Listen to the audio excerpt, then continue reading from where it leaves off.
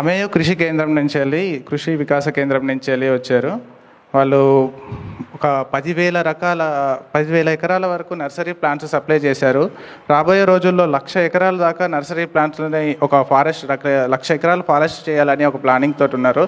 దాంతోపాటు food products ఏవైతే ఉన్నాయో బై ప్రోడక్ట్స్ చేయడానికి, అంటే వాల్యూ యాడెడ్ ప్రోడక్ట్స్ చేయడానికి, మరియు మిలెట్స్ నుంచి వెళ్ళి ఇప్పుడున్న యువతకు అందించేలాగా రుచికరమైన ఫుడ్ గురించి ఐస్ క్రీమ్స్ లాంటివి మిలెట్ అంటే హెల్తీ ఫుడ్లోని అండ్ టేస్టీ ఫుడ్స్ చేయడానికి, అండ్ వీళ్ళలోని న్యాచురల్ ఫార్మింగ్ వాళ్ళకి ట్రైనింగ్ ఇస్తున్నారు. ఇంటిగ్రేటెడ్ ఫార్మింగ్ వాళ్ళకి సపోర్ట్ చేసుకుంటూ అగ్రో హోమియోపతి కూడా ఇచ్చి చాలామంది రైతులకు సులువుగా ఎలాంటి సమస్యలు, వ్యవసాయ సమస్యలు తగ్గించడానికి ట్రై చేస్తున్నారు. వాళ్ళందరినీ సాధారణంగా ఆహ్వానిస్తున్నాం. వీళ్ళతో పాటు మన చిన్నారి కూడా వస్తుంది. తను పిల్లల పాత్ర ఎంత ఉన్నది, పిల్లలకి ఎంత అవేర్నెస్ ఉన్నది న్యాచురల్ ఫార్మింగ్లోని కానీ వ్యవసాయ రంగంలోని కానీ, దాన్ని గురించి విలువలు చెప్పడానికి తను కూడా వస్తున్నారు. వాళ్ళందరినీ సాధారణంగా ఆహ్వానిస్తున్నాం. బాలరెడ్డి గారు న్యాచురల్ ఫార్మింగ్ అండ్ ఇంటిగ్రేటెడ్ ఫార్మింగ్లోని చాలామందికి రైతులకి, యువకులకు ట్రైనింగ్ ఇవ్వడం కాకుండా హోమియోపతి మెడిసిన్స్ ఏవైతే ఉన్నాయో అవి మొక్కలకి అగ్రో హోమియోపతిగా ఇచ్చి చాలామందికి రైతులకి సులువైన పద్ధతిలోనే ఎలా వ్యవసాయం చేసుకోవాలి, ఖర్చు తక్కువతోటి, అంటే శారీరక శ్రమ కూడా తక్కువ వండుకుంటూ హోమియోపతిలోని సలహాలు ఇస్తూ ఉంటారు. దాని గురించి బాలరెడ్డి గారి వాయిస్ విందాం. ఏమని చెప్తారు బాలరెడ్డి గారు? నా పరిచయము ఆల్రెడీ మన మిత్రులు చెప్పారు. వ్యవసాయం అంటే వెనకటి కాలంలో పెద్దలు అనేవాళ్ళు వ్యవసాయం ఉత్తమం అనేది అన్నిటికంటే, అంటే ఈ ప్రపంచంలో ఉన్న వృత్తులన్నిటికంటే కూడా ఉన్నతమైంది, ఉత్కృష్టమైంది వ్యవసాయం అని చెప్పేసి. అట్లా ఉద్యోగాన్ని అధమం అనేవాళ్ళు. ఇప్పుడు అధమం ప్రథమమైంది, ఉత్కృష్టమైంది నికృష్టమైంది. అంటే వ్యవసాయం అనే విషయంలోకి వచ్చేటప్పటికీ ఈ ప్రపంచానికి, అంటే ఎవరు సెలవు తీసుకున్నా ఈ ప్రపంచం సాగుతుంది, అది కొనసాగుతుంది, ఏ ఒడిదుడుకులు లేకుండా నడుస్తుంది. కానీ రైతు సెలవు తీసుకున్న నాడు ఈ ప్రపంచం అంతా కూడా పడుకుండిపోతుంది.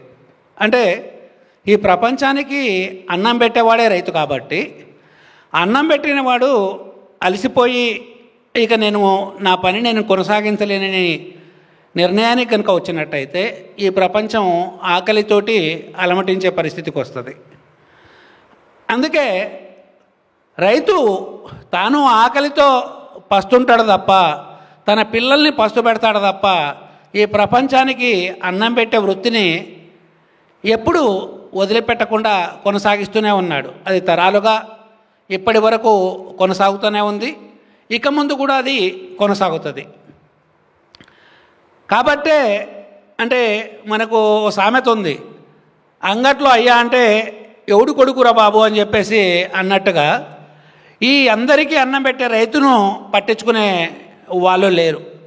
వాస్తవానికి మాట్లాడేటప్పుడు వచ్చేటప్పుడు ఏంటంటే ప్రతి ఒక్కరూ కూడా రైతు గురించి రైతే రాజు అంటున్నారు, రైతే దేశానికి వెన్నెముక అంటున్నారు. కానీ వెన్నెవిరిగిన రైతు అరగంటకు ఒకరు చొప్పున నేల రాలిపోతే పట్టించుకునే నాదుడు ఇక్కడ కనబడట్లేదు. ఢిల్లీ నాయకుడి నుంచి మొదలు పెడితే గల్లీ నాయకుడి వరకు ప్రతి ఒక్కరూ మేము రైతుల కోసమే ఉన్నామన్నట్టుగా మాట్లాడుతున్నారు తప్ప వాస్తవిక అర్థం లోపట రైతు తన సాగుబాటలో పడుతున్న కష్టాలు ఏంటి, వాటికి పరిష్కారాలు ఏంటి అనేది ప్రత్యక్షంగా ఆయనతో కలిసి పనిచేస్తున్నో పరిశీలించో రూపొందించే వాళ్ళు దాదాపుగా లేరు అనేదే చెప్పుకోవచ్చు. కాబట్టి ఏదైతే పెద్దలు ఉత్తమం అని చెప్పారో, వ్యవసాయం ఉత్తమం అని చెప్పారో, ఉద్యోగం అధమం అన్నారు, వ్యవసాయం ఉత్తమం అన్నారు. నేను రైతు కుటుంబంలో పుట్టినప్పటికీ, నేను ఒక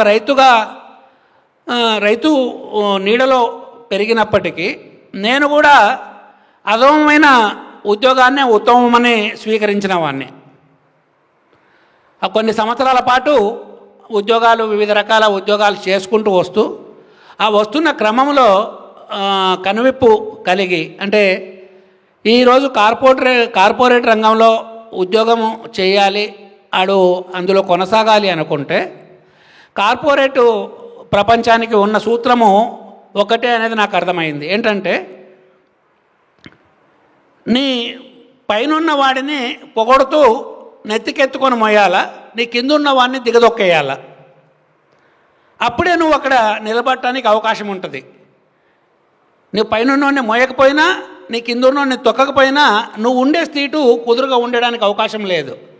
నీ పైనున్నోడిని నువ్వు కిందున్నోడిని తొక్కకపోయినట్టయితే ఆ తర్వాత వాడు వచ్చేసి నిన్ను వెనక్కి తోసేసే అవకాశం ఉంటుంది. కాబట్టి ఎప్పుడు ఎమరపాటు లేకుండా వెనుక వచ్చేవాడిని తంతా ఉండాలి.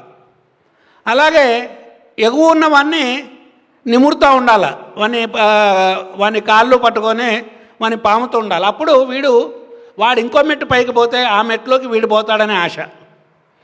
సో ఇది నాకు ఎందుకో అనైతికం అనిపించింది, అమానవీయం అని కూడా అనిపించింది. కాబట్టి దీంట్లో ఈ చక్రంలో మనం ఇమడలేమో అనిపించేసేసి నేను పుట్టిన నేల, నేను నడిచిన భూమి దగ్గరే నేను ఏవైనా నేర్చుకోవాలని అనుకొని నేను తిరిగి వ్యవసాయం వైపు 40 సంవత్సరాల వయసులో వ్యవసాయంలోకి వచ్చా. అంతకుముందు వ్యవసాయం చేయలేదంటే నేను వ్యవసాయ పనులలో భాగస్వామిని అయ్యాను, కానీ స్వయంగా నేను వ్యవసాయం చేయలే. ఎందుకంటే ఒక రైతును ఒక అతన్ని రైతు అని ఎప్పుడు అంటామంటే, స్వయంగా విత్తనము వేసిన దగ్గర నుంచి పంట కోసే వరకు అన్ని పనులను సవ్యంగా నిర్వహించి ఆ పంట సాగు చేస్తే అతను రైతు అవుతాడు. నేను మా నాన్నగారితో లేదా ఊరిలో ఉండే మిగతా రైతులతో కలిసి ఆట విడుపుగా పనులు చేసిన సందర్భాలు ఉన్నాయి తప్ప, పశువులు కాయొచ్చు, పేడ తీయొచ్చు, పాలు తీయొచ్చు, లేకపోతే పంట చేనుకు నీరు పెట్టవచ్చు, కానీ పూర్తి పంట కాలం యొక్క క్రమాన్ని మొత్తము అనుసరించిన అనుభవం లేదు. కాబట్టి ఉద్యోగం వదిలేసి వ్యవసాయంలోకి వచ్చినప్పుడు నాకు సన్నిహిత మిత్రులు కూడా చాలా ఆందోళన పడ్డారు. వీడేంటి హఠాత్తుగా నిర్ణయం మార్చుకొని హాయిగా ఏసీ రూమ్లో ఉండే పని వదిలేసేసి వీడేందో వ్యవసాయంలోకి పోతా అంటున్నాడు, వీడేమైపోతాడు అనేసి ఆందోళన పడ్డారు. కానీ నమ్మిన నిర్ణయము ఏదైతే అనిపించిందో వ్యవసాయంలోకి వెళ్ళాలి, రైతుకు అండగా నిలవాలి. అంటే ఇప్పుడు మనం ఏంటంటే ఒక నది యొక్క ప్రవాహం గురించి తెలియాలనుకుంటే, లేదా నది యొక్క లోతు గురించి తెలియాలంటే నదిలో గట్టు మీద కూర్చొని మాట్లాడితే కుదరదు, దాంట్లో దూకితే తప్ప దాని వేగము అర్థం కాదు. అలాగే వ్యవసాయ రంగం సంక్షోభం గురించి రైతు పట్ల సానుభూతి వల్లిస్తూ మాట్లాడితే వ్యవసాయం యొక్క సంక్షోభం యొక్క లోతు ఏంటి అనేది మనకు తెలిసే అవకాశం లేదు, దానికి పరిష్కారం వెతుక్కునే అవకాశం కూడా లేదు. కాబట్టి స్వయంగా వ్యవసాయం చేపట్టాలని చెప్పేసి వ్యవసాయంలోకి దిగటం జరిగింది. అట్లా 16 సంవత్సరాల కింద వ్యవసాయము మొదలుపెట్టినాడు. వ్యవసాయ అనుభవము శూన్యమే. మనకు తెలియని రంగాల్లో మనకు తెలియని కంప్యూటర్ విద్యనో లేకపోతే మరొక విద్యనో నేర్చుకుంటున్నప్పుడు మనం పుట్టిన నేల, మనము పెంచిన చెట్టు, వీటికి సంబంధించిన జ్ఞానాన్ని మనం సాధించడం అనేది పెద్ద కష్టమైన పని కాదు. అంటే మిగతా వాటితో పోల్చుకుంటే అని నిర్ణయించుకొని దీంట్లోకి రావడం జరిగింది. ఆ వచ్చినప్పుడు నాతో పాటు నా సహచరి నాకు వెన్నెదనగా నిలబడ్డది. ఆ క్రమంలో అమేయ కృషి వికాస కేంద్రము రూపుదిద్దుకుంది. ఇలా మేము వ్యవసాయం గురించి మనం మాట్లాడుకున్నట్టయితే, అంటే ఒక మాటలో తేల్చి చెప్పుకోవటం ఏంటంటే వ్యవసాయం అనేది ఉత్తమోత్తమైనది, ఈ లోకం ఆకలిని తీల్చేది. కాబట్టి ఈ వ్యవసాయం అనేది ఒక అత్యవసరమైన, ఈ సమాజానికి అత్యవసరమైంది. అంటే మిగతా సేవలు ఏవి నిలిచిపోయినా లోకం బతుకుద్ది, కానీ వ్యవసాయం నిలిచిపోకూడదు అని చెప్పేసి. కాబట్టి ఈ వ్యవసాయంలోకి వచ్చేటప్పటికి ఏంటంటే ఇవాళ చూసుకుంటే మన తాతల కాలంలో ఉన్న వ్యవసాయానికి నేటి కాలంలో ఉన్న వ్యవసాయానికి చాలా తేడా ఉంది. మన తాతల కాలంలో ఉన్న వ్యవసాయము తాను బతుకుతూ నలుగురిని బతికించే పద్ధతిలో ఉండేది. ఈ రోజుకు వచ్చేటప్పటికి ఈరోజు వ్యవసాయం అనేది మార్కెట్ను బతికించడానికి మాత్రమే ఈరోజు రైతు వ్యవసాయం చేస్తున్నాడు. ఎందుకంటే అప్పుడు రైతు వ్యవసాయాన్ని నడిపించేవాడు, ఇప్పుడు రైతును మార్కెట్ నడిపిస్తోంది. మార్కెట్ తన అవసరాల కోసమే వ్యవసాయము కొనసాగేటట్టు చేస్తుంది. కాకపోతే ఏంటంటే ఆ విషయము రైతుకు అర్థం కాకుండా ఉంది. ఎట్లా అంటే ఒక నదిలో ఒక కలపదుంగ పడ్డదనుకోండి, ఆ కలపదుంగ మీద ఒక పిట్ట వాలిందంట. ఆ పిట్ట ఆ కలపదుంగ నది వేగం కోసము వేగంతో ప్రవాహంలో పోతుంటే నేను కూర్చోవటం వల్లనే ఈ దుంగ ఇంత వేగంగా పోతుందని భ్రమపడినట్టుగా రైతు నేను చేస్తున్నాను అంటే వ్యవసాయం తానుగా చేస్తున్నాను, ఇన్ని కోట్లు నేను సృష్టిస్తున్నాను అనేది భావిస్తున్నాడు. కానీ మార్కెట్ రైతును తరుముతుంది, మార్కెట్ రైతును నడిపిస్తుంది అనే విషయము రైతుకి ఇంకా అర్థం కాని పరిస్థితిలోనే ఉంది. ఈ క్రమము మన దేశంలో వాస్తవానికి బ్రిటిష్ వాళ్ళ కాలంలోనే మొదలైంది. భారతదేశంలోని నల్లనేలల్లో పండే పత్తి, మన దేశంలో పండే నీలిమందు మొట్టమొదట ఈ బ్రిటిషు పరిశ్రమలకి అవసరమైన ముడిసరుగ్గా కనపడ్డప్పుడు మన దేశంలో నీలిమందు పండించారు, మన దేశంలో పత్తి పండించారు. మన దేశంలో పత్తి పండించి సముద్రం ఓడల ద్వారా దాన్ని తీసుకుపోయి ఎక్కడో యార్క్షైర్లో ఉన్న నూలు మిల్లులకి అప్పచెప్పారు. అలాగే ఆ పరిశ్రమలో అవసరమైన రంగుల వాడకం కోసము ఇక్కడ నీలిమందు పండించేసి అక్కడికి ఎగుమతి చేశారు. ఒక వ్యాపార మూలం అనేది అప్పుడు బ్రిటిష్ వాళ్ళు ఉన్నప్పుడు మొదలైన ఆ క్రమము 80ల తర్వాత వచ్చేటప్పటికి ఇంకా వేగవంతమైపోయింది. అట్లా అంటే ఇప్పుడు వ్యవసాయం గురించి చెప్పుకోవాలనుకుంటే ఏంటంటే ఇది అనంతమైన అంశము. ఈరోజు రైతు పరాధీనుడు కావడానికి ఉన్న కారణం ఏదైతే ఉందో, అంటే అరగంటకు ఒక రైతు ఆత్మహత్య చేసుకోవాల్సిన పరిస్థితులకు కారణం ఏదైతే ఉందో అది సహజంగా రూపుదిద్దుకున్నది కాదు, సహజంగా వచ్చిన సమస్య కాదు. రైతుకి మార్కెట్ రైతును ఆ స్థితికి తోసేసింది. అయితే ఇక్కడ ఒక చిన్న మార్కెట్ ఒక చిన్న టెక్నిక్ను అనుసరిస్తుంది. ఏది చేసినా తన కోసం చేసుకున్నట్టుగా చెప్పకుండా నేను చేస్తున్న పని అంతా రైతు కోసమే అన్నట్టుగా చెప్తూ రైతును అక్కడి వరకు ఈడ్చుకొచ్చేసేసి అక్కడి నుంచి అంటే కింద దూకితే నుయ్యి, వెనక దూకితే గొయ్యి అనేట పరిస్థితిని తీసుకురావడం వల్ల ఈ పరిస్థితి దాపురించింది. దాదాపు 1960ల కాలం తర్వాత సస్య విప్లవం పేరుతోటి మన దేశంలో ఏ సంస్కరణలు అయితే అనుసరించబడ్డాయో, ఏ సంస్కరణలు అయితే ఆచరణలోకి వచ్చినాయో అప్పటి నుంచి రైతుకు సమస్యలు మొదలైనాయి. అప్పటి నుంచి రైతు ఇబ్బందులు పడటం అనేది మొదలైంది. మన దేశంలో మొట్టమొదటిసారిగా ఈ సస్య విప్లవానికి ప్రయోగశాల పంజాబ్ అయింది. పంజాబ్ సట్లెజ్ నది తీరంలో ఉండే అక్కడి మంచి ఒండ్రుమట్టి మైదానాల్లో పండిన పంట చేలను వాళ్ళు ప్రయోగశాలగా మార్చుకున్నారు. అక్కడే మన మొదట రసాయన ఎరువుల్ని వాడటం మొదలైంది. ఆ తరువాత అక్కడే ఆ పురుగు మందుల వాడకం మొదలైంది. ఫలితం ఏంటంటే ఈరోజు పంజాబ్ దాదాపు రోగగ్రస్తమైన ఒక రాష్ట్రంగా మారిపోయింది. పంజాబ్లో అనేక మంది రైతులు, అనేక మంది వ్యవసాయ కూలీలు ఇలా క్యాన్సర్ బారిన పడి పంజాబ్ నుంచి ఢిల్లీకి ప్రత్యేకంగా క్యాన్సర్ రైళ్లను నడిపే పరిస్థితికి వచ్చేసిన దురవస్థ ఇలా మనకు కనబడుతోంది. ఇలా మేము వ్యవసాయంలోకి వచ్చిన కారణం ఏంటంటే ఇవన్నీ చూసుకున్నట్టయితే వ్యవసాయము ఒక జీవన విధానంగా లేదు, వ్యవసాయము ఒక వ్యాపార అనుసరణగా మారింది, ఒక వ్యాపార ఆచరణగా మారింది. కాబట్టి తిరిగి ఈ తలకుందులైన విధానాన్ని సరిచేసి నిలబెట్టాలి. దీనికోసము మా వంతు ఎంతైతే అంత అని చెప్పేసేసి అనుకున్నాము. ఇలా వ్యవసాయానికి అవసరమైన అంశాల లోపట ముఖ్యమైనది ఒకటి నేల సారం, భూసారం, తర్వాత విత్తనం, తర్వాత పంట యాజమాన్యం. ఈ మూడు గనక సక్రమంగా ఉన్నట్టయితే రైతుకు ఎలాంటి అవస్థ ఉండదు. అలాగే రైతు పండించిన పంట తినే వినియోగదారుడికి కూడా ఎలాంటి కష్టము రాదు. ఈ మూడింటికి భరోసా కల్పించే అంటే ఈ ఇద్దరికి భరోసా కల్పించే అంశాలు ఈ మూడిట్లో ఉన్నాయి. ఒకటేంటంటే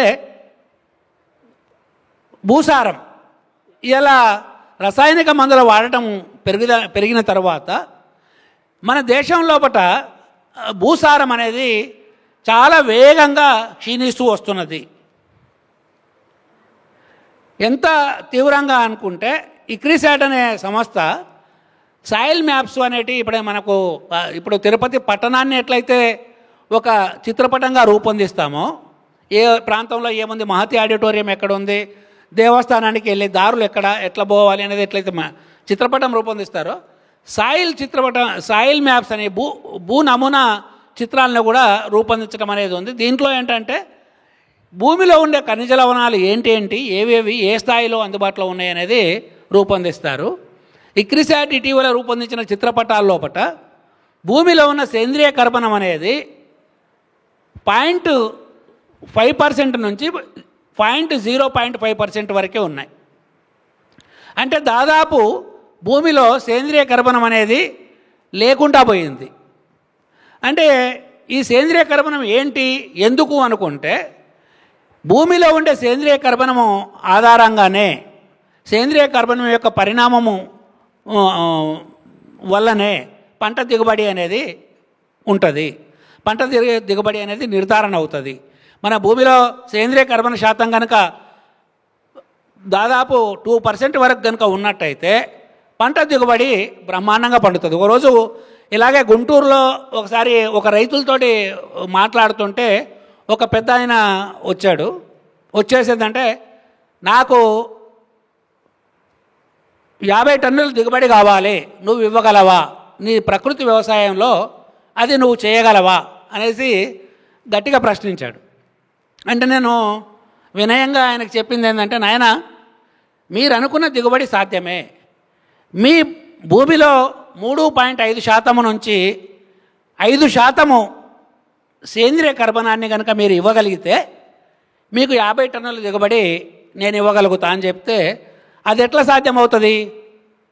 భూమిలో సేంద్రియ కర్బన శాతం అనేది 1 కంటే దిగుబడి పోయింది కదా అంటే, అప్పుడు మీరు దిగుబడిని ఆశించొద్దు. దిగుబడి అనేది, భూసారం అనేది సేంద్రియ కర్బనం మీద ఆధారపడి ఉంది కాబట్టి సేంద్రియ కర్బన శాతం కనుక పెరిగినట్టయితే మనము పంట దిగుబడిని పెంచవచ్చు అనేది. ఒక మాటలో చెప్పుకోవాలంటే పంట దిగుబడి అనేది ఈ సేంద్రియ కర్బనం, భూమిలో ఉన్న సేంద్రియ కర్బనం మీద ఆధారపడి ఉంది. ఒక చిన్న సంఘటన ఏంటంటే, దాదాపు ఒక 7-8 సంవత్సరాల కింద నేను పత్రికలో పనిచేస్తున్నప్పుడు, ఇక్కడ మన కర్నూలు జిల్లాలో దోర్నాల్ అనే గ్రామం ఉంది.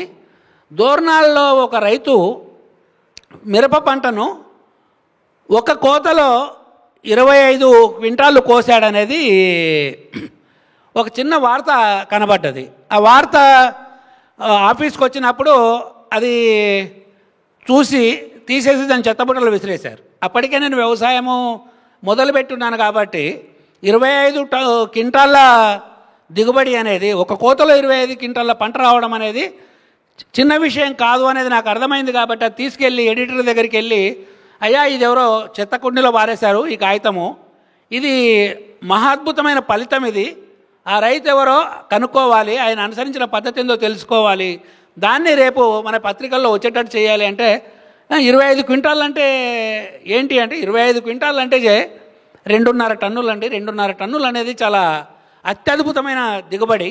అది మొదటి కోతనే. ఆయన ఇంకొక 2-3 కోతలు కోయాల్సి ఉంది కాబట్టి మొత్తం పంట అయ్యేటప్పటికి ఈయన దిగుబడి కనీసము 10-15 టన్నుల వరకు వెళ్తుంది. 10-15 టన్నుల దిగుబడి అనేది ఈ కాలంలో ఏ మిరప రైతు సాధించట్లేదు. కాబట్టి ఈ వివరాలు కనుక్కోండి అని చెప్పడం జరిగింది అన్నట్టు. అయితే ఆ రైతు చేసింది ఏంటంటే, ఆ శ్రీశైలం అడవుల్లో కొండ దిగువ భాగంలో ఉన్న కొట్టేసిన అడవిని కాల్చేసి అక్కడ సాగు చేశాడు. ఆ భూమి అప్పటి వరకు ఎలాంటి రసాయనాలు వాడని భూమి కాబట్టి అక్కడ సేంద్రియ కర్బనం అనేది ఆకు అలము రాలేసి సేంద్రియ కర్బనము నిండా నిల్వలు ఉన్నాయి కాబట్టి ఆయన వేసిన తొలి పంటకే ఆ దిగుబడి సాధించడం అనేది జరిగింది. అట్లా భూసారానికి సంబంధించి మొట్టమొదటి అంశం ఏంటంటే సేంద్రియ కర్బన శాతము. ఆ తర్వాత ఏంటంటే రైతును నిలబెట్టేది విత్తనము. ఈరోజు మనము కూరగాయలకు సంబంధించిన విత్తనాలైనా, వరి విత్తనాలైనా, ఇంకోటి ఏదైనా కానీ మార్కెట్ మీద ఆధారపడి మార్కెట్లో ఉండే ఏ కంపెనీల దగ్గర కొనుక్కొచ్చుకోవటమే జరుగుతుంది. అందులో 80 నుంచి 90% కంపెనీలన్నీ కూడా బహుళజాతి సంస్థలకు సంబంధించిన కంపెనీలే. మనకు ఇదే మన రాయలసీమలో అనంతపురం నుంచి ఒక మిత్రుడు ఉండేవాడు నాకు. ఆయన చెప్పేవాడు, మాకు దేవుని కయ్య అనేది ఒకటి ఉండేది. ఆ దేవుని కయ్య అనేది వచ్చే సంవత్సరము మా విత్తనాలను తయారు చేసుకోవడానికి ఆ దేవుని కయ్యలోంచి జేజికయ్య అనేది మేము పాటించే వాళ్ళము. ఆ జేజికయ్యలోని విత్తనాలనే వచ్చే సంవత్సరము పంటకి వాడుకునే వాళ్ళము అనేది. ఇలా జేజికయ్య అనేది ప్రత్యేకంగా కేటాయించుకున్న పరిస్థితి పోయింది. ఖచ్చితంగా విత్తనం కావాలి అనుకుంటే వచ్చే సంవత్సరం మళ్ళీ మార్కెట్కి వెళ్ళడం అనేదే జరుగుతుంది. దీనికి కారణం ఏంటిదంటే, మన పంట దిగుబడి రావాలంటే కంపెనీ విత్తనమే కావాలి అనేది మన బుర్రలో మెల్లగా విషంలాగా ప్రవేశపెట్టడం జరిగింది. అంటే మనకు ఒక మంచిదాన్ని కనుక చంపాలనుకుంటే, ఒక వ్యక్తి మీద కనుక ఏదన్నా చేయాలనుకుంటే మొదట వాడు నలుగురికి వ్యతిరేకంగా నలుగురు వ్యతిరేకించే పరిస్థితి తీసుకురావాలి అనేది. ఇది పంట పండదు అని 10 సార్లు చెప్పిస్తే, అయ్యో పంట పండదేమో, మరి పంట పండకపోతే నా భార్యా పిల్లల్ని కుటుంబాన్ని ఎట్లా పోషించుకోవాలి, కాబట్టి కంపెనీ విత్తనమే నాణ్యమైంది అనుకున్నప్పుడు 10 మందితో పాటు నేను కూడా ఆ కంపెనీ విత్తనమే కొనుక్కొచ్చుకొని వాడుకుంటాననే నిర్ణయానికి వచ్చాడు. దానివల్ల ఏమైందంటే రైతు చేతిలోంచి విత్తనం పోయింది. రైతు చేతిలో విత్తనం కుండా పదిలంగా ఉన్నంత కాలము రైతు అప్పుల పాలు కాలేదు. ఇక తర్వాత వచ్చిన విషయం ఏంటంటే పంటల యాజమాన్యము. వెనకటి కాలంలోకి వచ్చేటప్పటికి పంటల మీద, అంటే దాదాపు నా చిన్నతనంలో నాకు 18-20 ఏళ్ళు వచ్చే వరకు కూడా పంట చేల మీద ఎలాంటి పురుగు మందులు కానీ ఎలాంటి విషరసాయనాలు కానీ చల్లటం అనేది ఉండేది కాదు. దాదాపు పిడక బూడిద, వేప గింజలు ఇట్లాంటి ఔషధాలకు సంబంధించినవి, చెట్లకు సంబంధించిన మూలికలకు సంబంధించిన వాటితోటే చేసుకునే వాళ్ళు తప్ప ఎప్పుడు కూడా బయటి నుంచి తీసుకొచ్చేసేసి వాడటం అనేది లేదు. కాబట్టి మనం తినే ఆహారం కూడా నాణ్యంగానే ఉండేది. ఎప్పుడైతే విషరసాయనాలు మన పొలంలోకి రావటం మొదలైందో అప్పటి నుంచి మన వ్యవసాయ ఆవరణము విధ్వంసం అనేది మొదలైంది. అంటే మన హాని చేసే పురుగులు ఉన్నాయి, ఈ కాయను తొలిసే పురుగు ఉంది, లేదా ఈ పువ్వును తినేసే పురుగు ఉంది, ఈ ఆకును తినే పురుగు ఉంది, దీన్ని చంపడానికి ఈ పురుగు మందు చల్లు అని చెప్పినప్పుడు ఎప్పుడైతే రసాయనాల ప్రయోగం మొదలైందో అప్పుడు వాటికి సంబంధించి వినియోగము పెరిగిన క్రమంలోపట అది మంచిని చెడ్డను, అంటే హాని చేసే పురుగులతో పాటు రైతుకు మేలు చేసే పురుగును, అంటే హాని చేసే ఆకును తినే పురుగును కూడా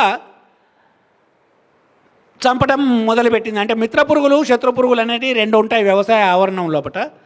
ఈ విషరసాయనాలు అనేటివి శత్రు పురుగులతో పాటు మిత్ర పురుగుల్ని కూడా చంపేశాయి.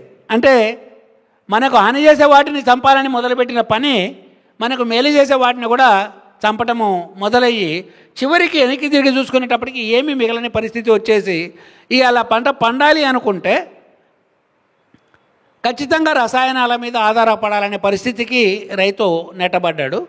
కాబట్టి ఈ పరిస్థితి ఈ 3 కలిసేసిందంటే, ఒకటేమో భూమిలో భూసారం క్షీణించింది. భూసారం క్షీణించినందుకు భూమి యొక్క సారాన్ని తాత్కాలికంగా పెంచి పంట దిగుబడి పొందడానికి ఒకప్పుడు 1.5 బస్తాలు వాడే రైతులు ఇలా గుంటూరు, ప్రకాశం జిల్లా మిర్చి పండించే రైతులు 25 నుంచి 50 బస్తాల యూరియా వాడుతున్నారు అనేది ఆ రైతులే స్వయంగా మాతో చెప్తున్నారు. అంటే ఇంత తీవ్ర స్థాయికి పెరిగిపోయింది. ఆ తర్వాత వచ్చిన ఆ తాత్కాలిక బలం మీద పెరిగిన మొక్కను కాపాడుకోవడం కోసం దాదాపు రోజు పురుగుల మందుల స్ప్రే చేయటం అనేది జరుగుతుంది. దాదాపు ఒక మిర్చి రైతు తన పంట మొదలైనప్పటి నుంచి పంట కోత చేసుకునే నాటికి చివరి నాటికి వచ్చేటప్పటికి దాదాపుగా ప్రతి 2 రోజులకు ఒకసారి స్ప్రే చేయటం అనేది జరుగుతుంది. దాదాపు పంట కాలం ఒక 4 నుంచి 5 నెలల కాలం అనుకున్నట్టయితే 5 నెలల్లో నెలకు 15 సార్లు లెక్కన, అంటే ఒక నెలకు 60-70 సార్లు, అంటే పంట కాలంలో 60-70 సార్లు పురుగు మందులు చల్లడం అనేది చేస్తున్నారు. అంటే దీనివల్ల టోటల్గా కూడా అంటే పూర్తిగా ఆ పండించే కూరగాయలు కావచ్చు, ఆ మిరపకాయలు కావచ్చు, లేకపోతే ఇంకో ధాన్యం కావచ్చు, అవి పూర్తిగా విషతుల్యంగా మారిపోతున్నాయి. వాటినే మార్కెట్కు తీసుకొచ్చి ఇస్తున్నారు. కాబట్టి అవి తిన్న వినియోగదారుడి కూడా ఆ విషము తినక తప్పని పరిస్థితి ఏర్పడుతుంది. కాబట్టి ఈ రకంగా అన్ని రకాల అంటే ఒక ఖర్చులు ఇబ్బడి ముబ్బడిగా పెరిగిపోతున్నాయి. దీంట్లో ఇలా మరి ఇన్ని సమస్యలు ఉన్నాయి కదా, వీటికి నువ్వు పరిష్కారం ఏంటి, మీరు మాట్లాడేది ఏంటి అంటే, మేము మాట్లాడేది ఇలా అమేయ కృషి వికాస కేంద్రం ఏం మాట్లాడుతుందంటే, భూమిని కుదురుకొనిద్దాం, భూమిని కోలుకొనిద్దాం. అంటే భూమి అనేది ఇలా పూర్తిగా సారం కోల్పోయి క్షీణించిపోయిన దశలో ఉంది. దానికి బలాన్ని అందిద్దాం, బలాన్ని చేకూరుద్దాం, సహజంగా అది బలపడేటట్టు చేద్దామనేది ఒకటి. ఆ తర్వాత మన విత్తనాల్ని మనమే తయారు చేసుకోవాలనేది ఒకటి. తర్వాత ఈ పంట యాజమాన్యం విషయంలోకి వచ్చేటప్పటికి విషరహితమైన పురుగు మందుల్ని, అంటే విషము లేని మందుల సాయంతో ఆరోగ్యాన్ని, పంట ఆరోగ్యాన్ని బాగు చేసుకోవాలి. తద్వారా విషరహితమైన ఆహారాన్ని రైతుకు అందజేయాలనేది మా ఆలోచన. దీంట్లో మొదటి దాంట్లో భాగంగా భూసారానికి పెంపొందించడానికి సంబంధించిన విషయంలోకి వచ్చేటప్పటికి మొట్టమొదట మేము నమ్మల్వార్ గారిని, తమిళనాడు వ్యవసాయ ఋషి డాక్టర్ నమ్మల్వార్ గారిని స్ఫూర్తిగా తీసుకొని అమృత కైరసాల్ అని చెప్పేసి ఆయన రూపొందించిన విధానం కానీ, ఆతూతం అనే విధానాన్ని కానీ ఇవి వీటితోటి కొనసాగిస్తూ ఇలా మేము అన్ని రకాల, అంటే ఇది ప్రపంచంలో ప్రకృతి వ్యవసాయంలో అనేక రకాలు ఉన్నాయి. జపాన్లో ఉన్న ఫుకువాకా ఒక పద్ధతి చెప్తే, అలాగే ఇప్పుడు బిల్ మాలిసన్ అనేట ఆయన శాశ్వత వ్యవసాయ విధానంలో ఒక పద్ధతి చెప్తున్నాడు. అలాగే చౌహాన్ క్యూ అనే కొరియన్ శాస్త్రజ్ఞుడు ఒక పద్ధతి చెప్తున్నాడు. ఇలా మన దేశంలో భాస్కర్ సావే కానీ, మన నమ్మల్వార్ గారు కానీ, లేకపోతే మన సుభాష్ పాలేకర్ కానీ వాళ్ళు తమ తమ పద్ధతులు చెప్తున్నారు.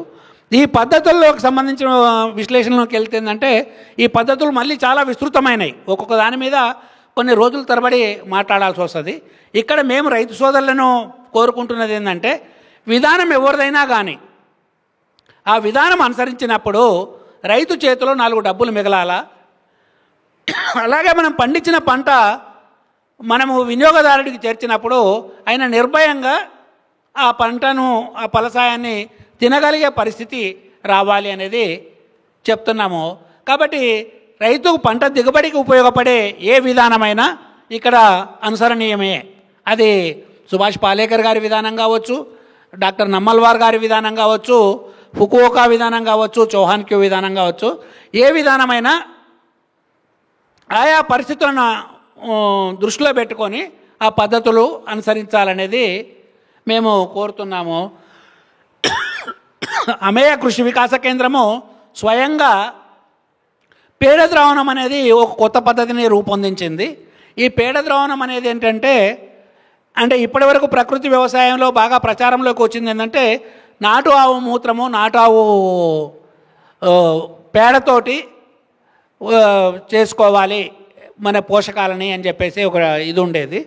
అయితే దీనికి భిన్నంగా మేము దాదాపు ఒక 5-6 సంవత్సరాలు చేసిన ప్రయోగ ఫలితాల్లో పేడ ద్రావణం అనేది రూపొందించుకున్నాము. ఈ పేడ ద్రావణం తయారు చేసుకోవడానికి మీ ఇంట్లో, మీ పొలంలో గేదె ఉంటే గేదె, ఎద్దు ఉంటే ఎద్దు, ఆవు ఉంటే ఆవు, లేదా మనకు ఎనుములు ఉంటే ఎనుముల పేడ మూత్రం వాడుకోవచ్చు, లేదంటే గొర్రెలు మేకలు ఉంటే వాటిని వాడుకోవచ్చు. ఏదైనా కానీ ఒక 200 లీటర్లకి ఓ 20 కేజీలు పేడ, అది ఏ పేడైనా కావచ్చు, అది పశువుల పేడ అయితే సరిపోతుంది అనేది మేము నిర్ణయించుకున్నది. అది ఎనుముల పేడ కావచ్చు, లేదా ఆవుల పేడ కావచ్చు, లేదా గొర్రె మేకలదైనా కావచ్చు.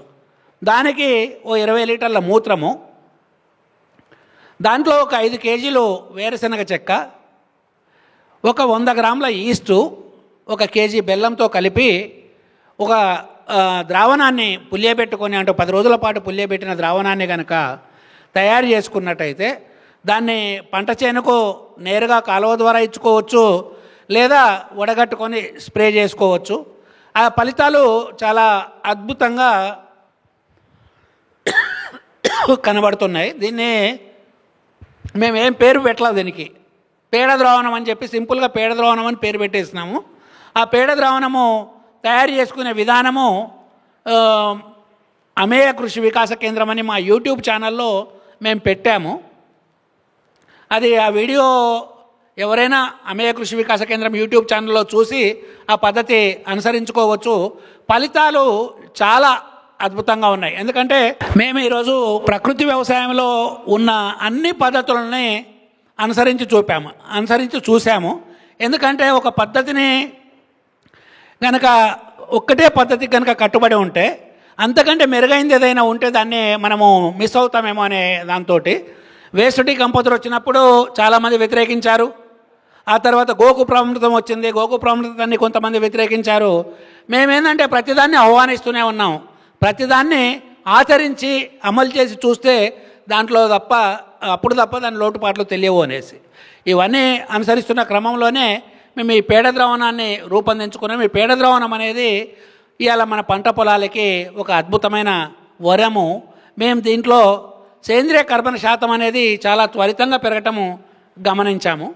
ఇక తర్వాత మనకున్న సమస్య ఏంటంటే పంటల యాజమాన్యము. ఈ పంటల యాజమాన్యానికి సంబంధించిన విషయంలోకి వస్తే ఇవాళ ఉనికిలో ఉన్న పద్ధతుల్లో కొంతమంది ప్రకృతి వ్యవసాయ నిపుణులు కషాయాలు వాడటం అనేది చెప్తున్నారు, సూచిస్తున్నారు. మేము రకరకాల ఈ కషాయాలను కూడా వాడి చూసాము. ఈ క్రమంలో ఏంటంటే మొక్కల మీద ఇంకా రైతుకు సులభంగా ఉండి చేయగలిగే పద్ధతి ఏదైనా ఉందనేది పరిశీలించినప్పుడు దాదాపు ఇప్పుడు నా వయసు 56 సంవత్సరాలు. నాకు 20 ఏళ్ళ వయసు వచ్చినప్పటి నుంచి నేను ఎన్నడూ కూడా ఇంగ్లీష్ మందులను నేను వాడాల, హోమియో ఆయుర్వేదం వాడుతూ వచ్చాను. నా ఆరోగ్యం మీద ఇంత అద్భుతంగా పనిచేస్తూ నన్ను ఇంత దృఢంగా నిలబెట్టినప్పుడు ఈ మందులు మొక్కలకు ఎందుకు పనిచేయవని చెప్పేసి నేను వ్యవసాయంలోకి వచ్చాక ఓ 16 సంవత్సరాల కింద ఈ ప్రయోగం మొదలుపెట్టడం జరిగింది. అప్పుడు ఈ హోమియో మందులు కూడా చాలా చక్కటి ఫలితాలు ఇస్తున్నాయనేది కనబడ్డది. ఇట్లా మేము అన్వేషిస్తూ వస్తున్న కాలంలో ఇప్పుడు ఏంటంటే ప్రకృతి వ్యవసాయానికి ఆగ్రో హోమియోపతి అనేది, అంటే వ్యవసాయంలో హోమియో మందులు వాడటం అనేది చాలా లాభదాయకము, చాలా ఉత్తమోత్తమం అనేది తేలింది. ఎందుకంటే ఇప్పుడు మనకు మార్కెట్లో కనుక కొన్ని పంటలకు సంబంధించిన విషయాల్లో చూస్తే, అంటే ఇప్పుడు వంకాయ ఉందనుకోండి, వంకాయలో షూట్ బోరరు, ఫ్రూట్ బోరర్ అనేటివి ఉంటాయి.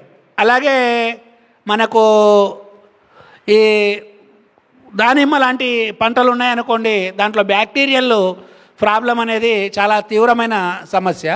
అట్లనే పపాయ లాంటి దాంట్లో వైరస్ అనేది పెద్ద సమస్య. ఈ సమస్యల్ని పరిష్కరించుకోవడానికి మనము హోమియో మందుల్ని వాడి అద్భుతంగా పరిష్కరించుకోవచ్చు. ఆ పని మనము సమర్థవంతంగా చేయగలిగినాము. అంటే ఈ పోషకాలకు సంబంధించిన విషయంలోకి వచ్చేటప్పటికి ఏంటంటే అమోనియం ఫాస్, ఈరోజు ఏదైతే మన రైతులు డిఏపి అని వాడుతున్నారో ఆ డిఏపికి బదులుగా అమోనియం ఫాస్ అనేది మనము గుర్తించడం జరిగింది. అట్లా యూరియా పోరిక అనే మందు ఏదైతే ఉందో అది ఈ యూరియాకు బదులుగా వాడటం జరుగుతుంది. పొటాష్కు సంబంధించి సుఫల అనే ఒక మందును మేము రూపొందించుకోవడం జరిగింది. ఇవి పోషకాలు అయినట్టయితే ఇక తర్వాత స్థూల పోషకాలకు సంబంధించి ఈ 3 మందులు వాడుతున్నాము. అలాగే ఈ పంట యాజమాన్యంలో తర్వాత వచ్చే సమస్య ఏంటంటే తెగుళ్ళు, చీడపీడలు అనేది. ఈ తెగుళ్ళకు సంబంధించిన విషయంలోకి వచ్చేటట్టయితే ఏంటంటే మనకు ఆయుర్వేదంలో చెప్పిన ప్రకారము వాతం, పిత్తం, కఫం అనేది వ్యాధి నిర్ధారణకి ప్రామాణికాలుగా తీసుకున్నట్టుగానే ఇలా వ్యవసాయంలో వచ్చే తెగుళ్ళకు సంబంధించిన విషయంలోకి వస్తే ఒకటేమో శిలీంధ్ర సంబంధమైంది, రెండోది బ్యాక్టీరియా సంబంధమైంది, మూడోది వైరస్ సంబంధమైనది. ఈ అన్నింటికీ కూడా హోమియోలో అద్భుతమైన మందులు ఉన్నాయి. ఈ శిలీంధ్ర సంబంధమైన రోగాలకి సంబంధించి పరిష్కారాలు ఉన్నాయి. అలాగే ఇప్పుడు అగ్రానమిస్టులు చెప్తున్న లెక్కల ప్రకారం ఏంటంటే ఈ శిలీంధ్ర సంబంధమైన వాటికి ఫంగిసైడ్స్ను సూచిస్తున్నారు, కానీ ఈ వైరస్, బ్యాక్టీరియా కనుక వచ్చినట్టయితే ఆ పంటను ఎక్కదీసేసి పీకేసేసి తగలబెట్టుకోవడం తప్ప మరో పరిష్కారం లేదు అనేదే చెప్తున్నారు. ఈరోజు ఏ అగ్రానమిస్ట్ కూడా వైరస్ వచ్చిన పంటకి పరిష్కారం చూపే పరిస్థితి లేదు. కానీ హోమియోపతిలో ఈ మూడింటికి కూడా పరిష్కారాలు ఉన్నాయి. ఒకటి ఫంగిసైడ్స్ విషయంలోకి వచ్చేటప్పటికి మనకు ప్రధానంగా పంటలో వేరుకుళ్ళు, కాండం కుళ్ళు, కాయకుళ్ళు అనే 3 సమస్యలు ఉంటాయి. ఈ 3 సమస్యలకి లేదా పూతమాడు అనే సమస్య ఉంటుంది. వీటికి మేము గత 10-12 సంవత్సరాలుగా భవిష్ట అనే మందు వాడుతున్నాము. ఈ భవిష్ట చాలా అద్భుతంగా పనిచేస్తుంది. ఇంకోటి ఏంటంటే ఇది కేవలము మనం వాడుతున్న పరిమాణము కూడా ఒక 20 లీటర్ల పంపుకి మనం వాడుతుంది 2.5 ml. 2.5 ml అంటే దాదాపుగా మనము మన డబ్బు రూపంగా కనుక చూసుకున్నట్టయితే 2.5 రూపాయలు. ఒక ఎకరాకు ఒక రైతు 10 పంపులు కొట్టాడు అనుకుంటే ఖర్చు 25 రూపాయలు. ఇలా మార్కెట్లో ఉన్న ఏ ఫంగిసైడ్ తీసుకొని రైతు వాడినప్పటికీ దాని ఖర్చు 2-2.5 వేల రూపాయలు అవుతుంది. హోమియోలో ఉన్న ఈ ఫంగిసైడ్స్ ఏవైతే వాడుతున్నామో వీటి వల్ల అయితే అవుతున్న ఖర్చు ఏంటంటే కేవలము 2.5 రూపాయలు అనేది. అలాగే వైరస్కు సంబంధించిన విషయంలోకి వచ్చేటట్టయితే మనకు వైరస్లో ఒకటేమో రింగ్ స్పాట్ వైరస్ అనేది ఉంది, తర్వాత ఎల్లో మొజాయిక్ వైరస్ ఉంది. మన పంటలు నాశిస్తున్న ప్రధానమైన సమస్యలు ఇవి. వీటికి ఈ రింగ్ స్పాట్ వైరస్ ఏదైతే ఉందో ఈ రింగ్ స్పాట్ వైరస్కి సంబంధించి నాట్రమ్ సాల్సికమ్, సాల్సిక్ యాసిడ్ అనే ఈ 2 మందులతోటి పూర్తిగా అంటే ఆకులు ముడుచుకుపోయి ఎదుగుదల స్తంభించిపోయి కాయలు గిడిసబారిన స్థితి నుంచి తిరిగి చెట్లు ఆ పంట కోలుకొని తిరిగి కాపొచ్చే స్థాయిలోకి రావటం జరిగింది. ఇది నాట్రమ్ సాల్సికమ్, సాల్సిక్ యాసిడ్ చేస్తున్న ఒక అద్భుతం. అట్లా ఈ పంట యాజమాన్యాలకు సంబంధించిన విషయంలోకి వస్తే తర్వాత మనకు వచ్చేటి ఏంటంటే చీడపీడలు. ఈ చీడపీడల్లో ప్రధానంగా ఆకు తినే పురుగులు, రసం పీల్చే పురుగులు. ఈ రసం పీల్చే పురుగులు, ఆకు తినే పురుగులు ఏవైతే ఉన్నాయో వీటిని మనకు ప్రకృతి సహజంగా మన పొలం అంచుల్లో పొంటి దొరికే వాటితోటే తగ్గించుకోవచ్చు.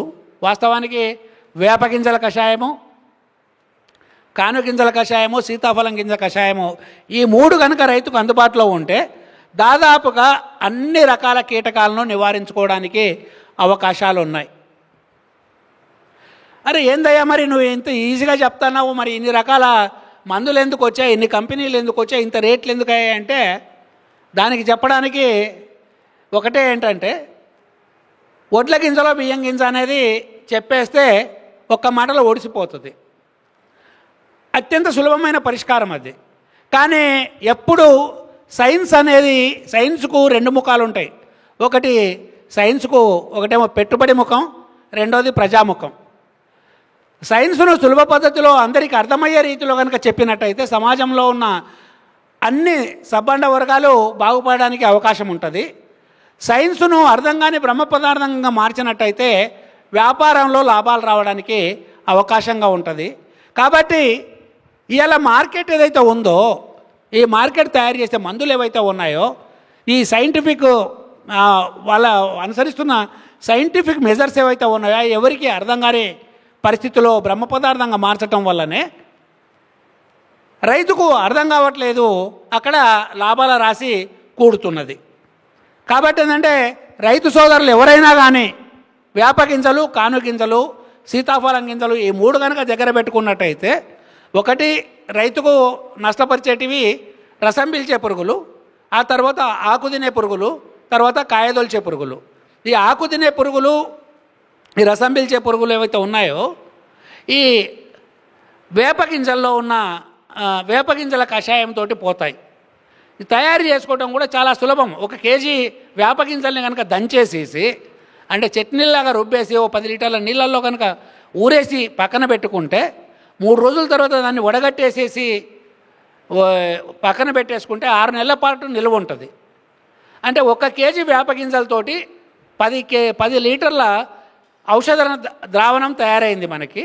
ఈ 10 లీటర్ల ఔషధ ద్రావణం ఏదైతే ఉందో, ఒక్కొక్క దాన్ని మనము 1 లీటరు 200 లీటర్ల కలుపుకోవచ్చు.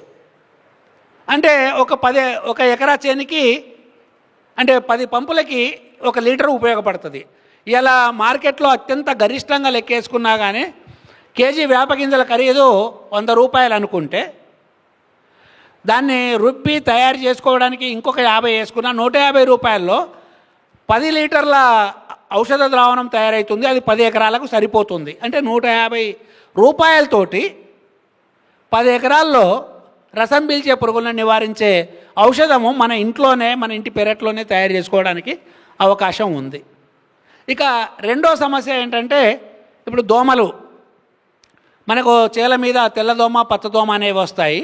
ఇవి దాదాపుగా ఏంటంటే, ఇవే తర్వాత వచ్చే బ్యాక్టీరియల్, వైరల్ డిసీజ్కి, రోగాలకి కారణమవుతాయి. ఇవే వాటిని మోసుకొస్తాయి. కాబట్టి ఈ బ్యాక్టీరియా, వైరస్ మోసుకొచ్చే ఈ తెల్లదోమ, పచ్చదోమను నివారించుకోవడానికి కానుక గింజలు అనేటివి చాలా అత్యద్భుతంగా పనిచేస్తాయి. ఈ కానుక గింజలను కూడా ఇదే పద్ధతిలో తయారు చేసుకోవాలి. ఇక తర్వాత వచ్చే సమస్య ఏంటంటే, ఈ ఆకు తినే పురుగులు, కాయదొల్చే పురుగులు, కాండం దొల్చే పురుగులు, వీటికి వేపగింజల కషాయం అనేది, అట్లనే పేనుబంక, నల్లి, ఇట్లాంటి వాటికి కూడా మనకు ఈ సీతాఫలం గింజలు అనేటివి అద్భుతంగా పనిచేస్తాయి. దీన్ని వాడుకుంటే మనకు అద్భుతమైన ఫలితాలు వస్తాయి. అంటే 3 మన చేనులోనే, మన ఊర్లోనే అందుబాటులో ఉండే పదార్థాలు. ఇవి తయారు చేసుకుంటే కేవలము వేలల్లో పెట్టుబడి కేవలం 100లోకి వెళ్ళిపోతుంది.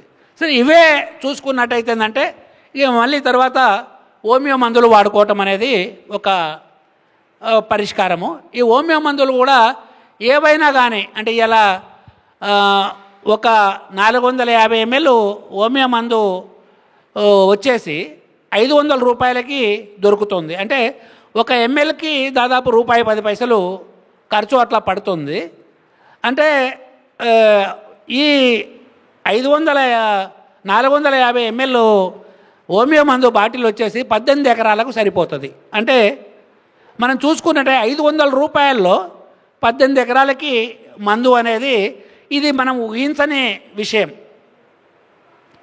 కాబట్టి పంట మీద రైతు పెట్టే పెట్టుబడి ఖర్చు అనేది గణనీయంగా తగ్గుతుంది. ఎందుకంటే ఇలా రైతు పరిస్థితి ఏంటంటే, అమ్మబోతే అడివి, కొనబోతే కొరివి అనేసి.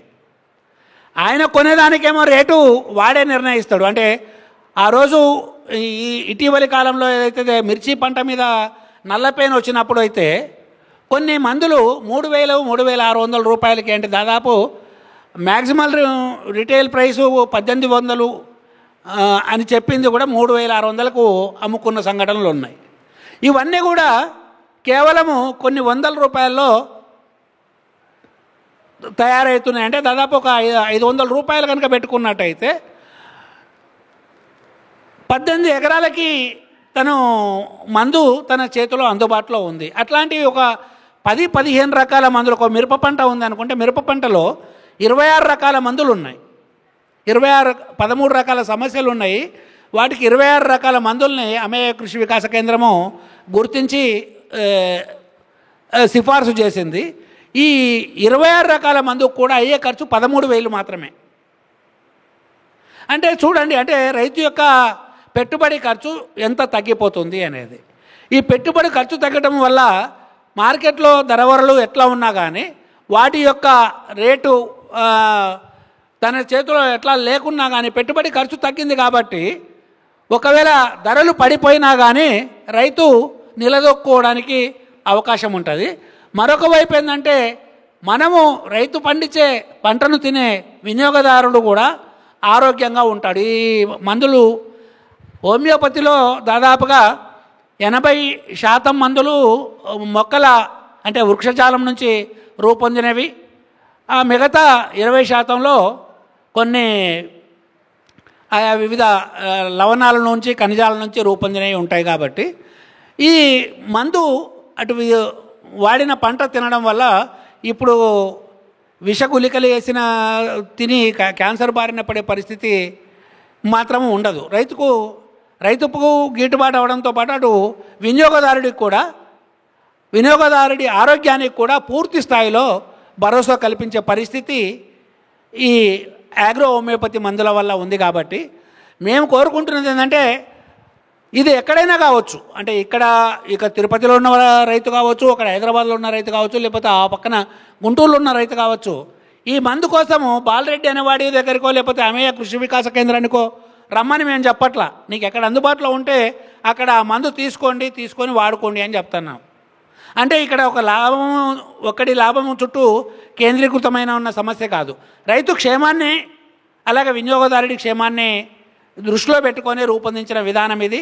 కాబట్టి మీరు మీ వ్యవసాయ క్షేత్రాల్లో వాడుకొని చూడండి, వచ్చిన ఫలితాలని మదింపు వేసుకోండి.